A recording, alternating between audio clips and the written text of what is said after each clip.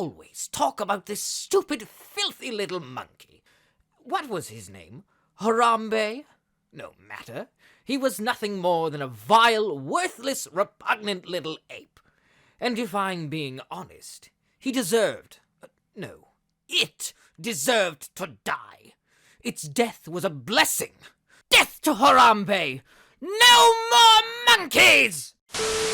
What's up, you fucking homos? I'm the Absolute Degenerate, and today we're going to be talking about one of my favorite bands. Now, as I'm sure you're all aware, my favorite band is the legendary prog rock act Yes. Now, among my other favorite bands, you'll find a mixture of black and death metal acts. Some of these include Be'lakor, Advent Sorrow, Akhlys, Silencer, and a multitude of others. However, if you were to ask me who my second favorite band is, the answer would be none other than W.A.S.P. While at first glance some less informed individuals may view them as just another 80s hair metal act, but that couldn't be any further from the truth. While yes, W.A.S.P. definitely have the sound of the time and wrote songs about partying, fucking, and all the other sorts of topics generally associated with 80s hair metal, even when they were making what you could consider straightforward hair metal, a lot of their early material was still far better than that of their contemporaries. Like, in what world are you taking a song like Shout at the Devil over something like Animal or I Wanna Be Somebody? And on top of that, around the time their fourth record, The Headless Children, came out, W.A.S.P. had started to shift away from writing about these sort of topics and began to focus on more serious matters, with some of the band's latter-day output, mainly during the 2000s, focusing on political issues, including commenting on the Bush administration, 9/11, and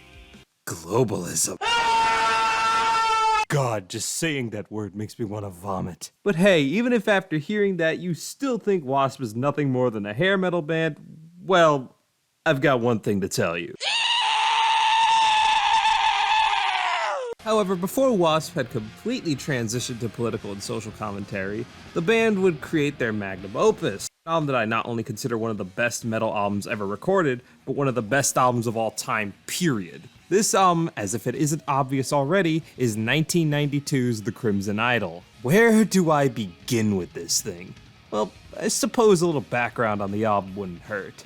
This album was originally intended to be released by vocalist, guitarist, and only remaining founding member, Blackie Lawless, as a solo project. However, due to a number of different factors, Blackie would ultimately decide to release it as a W.A.S.P. album. In an old interview with Blackie Lawless promoting the album, he explained that the purpose of the Crimson Idol was to show those who wanted to enter the music business some of the worst aspects of the music industry. One question by fans over and over again, and they say, give me some advice, how do I get from where I'm at to where you're at? Because they all think they want to get into the music business, so I thought I would write an album that showed them the absolute worst side of this business, and then if they still want to go for it, they can. And the story that Blackie would tell with the Crimson Idol would be that of a fictional character by the name of Jonathan Steele. Add one more letter to that and he'd be, oh no, a Yinzer. Jonathan was a young man who was essentially the black sheep of his family, with his parents always viewing him as an utter disappointment, them only truly caring for his brother Michael, who is tragically killed by a drunk driver in a car crash. Following this, Jonathan runs away from home and ends up addicted to drugs and alcohol. Eventually, he ends up walking past a music shop and spotting a guitar.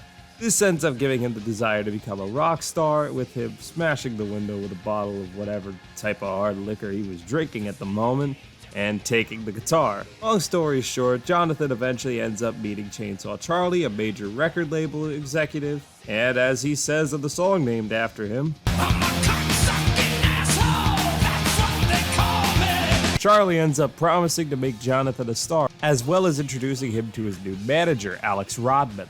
Jonathan eventually rises to the top and becomes a successful rock artist. However, he quickly finds out that despite all his newfound fame and fortune, he'd still never have the love and acceptance of his parents. Upon this realization and following a phone call where his parents just straight up tell him that they have no son, Jonathan performs his final show, takes the strings off of his guitar, and uses them to take his own life. If you couldn't tell already, the story Blackie uses the Crimson Idol to tell is an insanely dark and tragic one. It's a story of a young man who makes the mistake of thinking that fame and fortune will finally get his parents to acknowledge him. And unfortunately for him, he finds out far too late that it never would.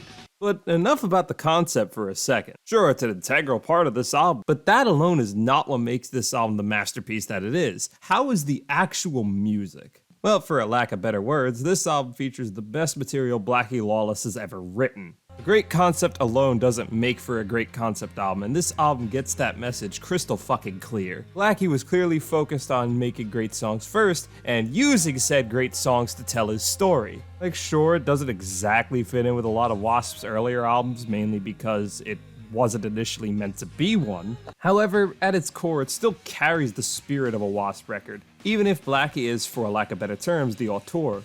Some of the biggest standouts on this record range from bangers like Chainsaw Charlie, I Am One, and Arena of Pleasure, to more melancholic numbers like Hold On To My Heart and the album closer, The Great Misconceptions of Me.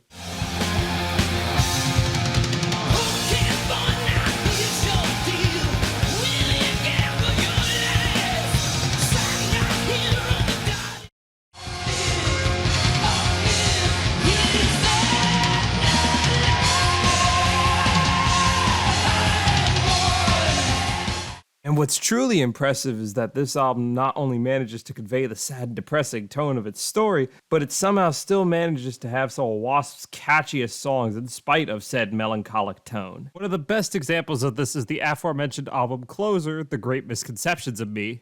Like, even though it's essentially the main character's final words, do you know how fucking hard it is to not sing along with this part?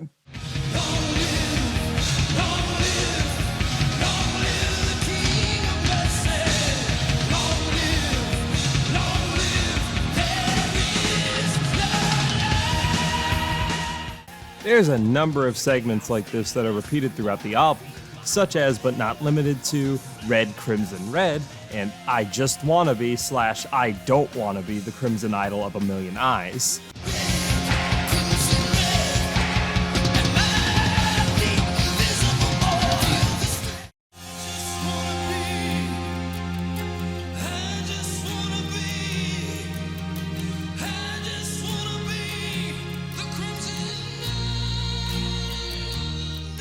Now, on top of being insanely catchy lines, these also help to progress the story. For example, as the story progresses, the aforementioned line from The Gypsy Meets the Boy goes from I Just Wanna Be to I Don't Wanna Be on The Great Misconceptions of Me, which marks Jonathan's revelation that the rockstar life has brought him no true satisfaction right before his suicide. While this sort of thing isn't really unique to the Crimson Idol, it's still something that helps not only with properly conveying the story, but also providing a number of catchy and memorable lines.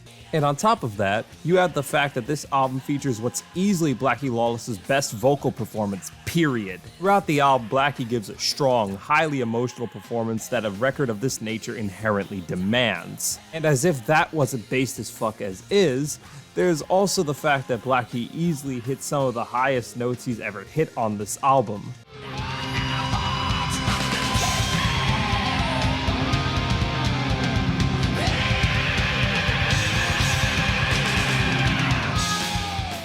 That sort of vocal performance combined with the stellar guitar work of the late Bob Kulick are arguably the biggest parts of what makes this album as insanely good as it is.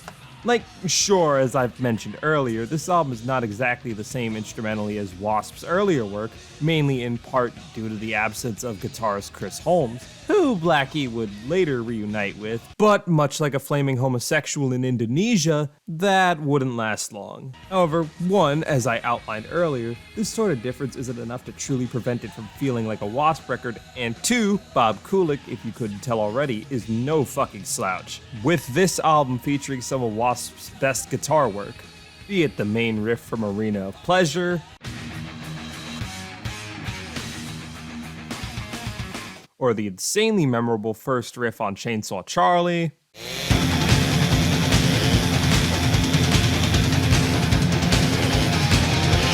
or the melancholic riffs featured on The Great Misconceptions of Me.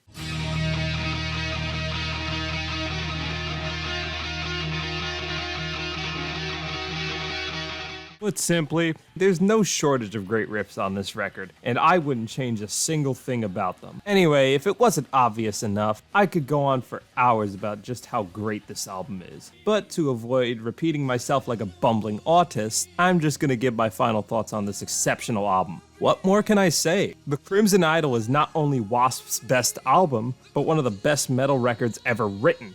But it's simply, just as the title suggests, The Crimson Idol is an absolute masterpiece, and it's one of my favorite albums for a reason. Anyway, with that said, I'm done here. This is the Absolute Degenerate signing off.